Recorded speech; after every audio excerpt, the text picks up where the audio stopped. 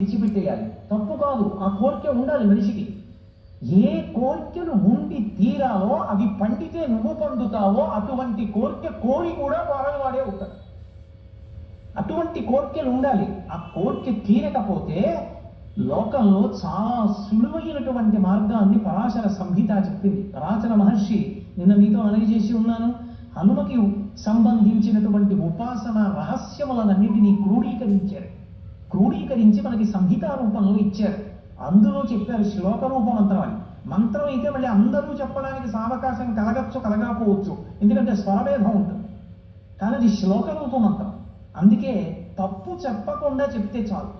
హనుమకి ప్రదక్షిణం చేస్తూ నిశ్శబ్దంగా మాట్లాడకుండా ఆంజనేయం మహావీరం బ్రహ్మ విష్ణు శివాత్మకం కరుణార్క ప్రభం శాంతం ఆంజనేయం నమామ్యహం ఈ శ్లోకం చెప్తూ హనుమకి 108 మాటలు ప్రదక్షిణం చేసి వక్కలతో కాని పువ్వులతో కాని అక్షతలతో కాని మాత్రమే లెక్క పెట్టాలి. కాగితం మీద గుచ్చడం, పెన్నుతో కొట్టడం అలా చేయకూడదు. వక్కలు 108 ఓ డబ్బాలో పట్టుకెళ్ళి ఖాళీ డబ్బా పట్టుకెళ్ళి ఒక ప్రదక్షిణం చేసినప్పుడు మళ్ళీ స్వామి దగ్గరికి రాగానే నిలబడి ఈ శ్లోకం చెప్పడం.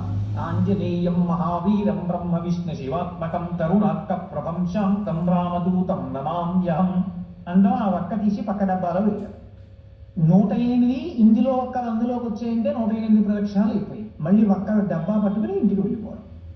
హనుమ యొక్క ప్రదక్షిణముల చేత ఆయన అనుగ్రహంతో ఎటువంటి కోర్కెలను కూడా ఆయన తీర్చగలిగిన శక్తి కలిగిన వాడు అని అనుభవించిన పెద్దలు చెప్పిన మాట. అలాగే అకస్మాత్తుగా విపరీతమైనటువంటి రోగం ఏదైనా శరీరానికి ఏర్పడి భయం కలిగితే హనుమానంజనాసు నో వాయుపుత్రో మహాబల అకస్మాత గతోత్పాతం నాశయాసు నమోస్తుతి ఆ శ్లోకం చెప్పాలి.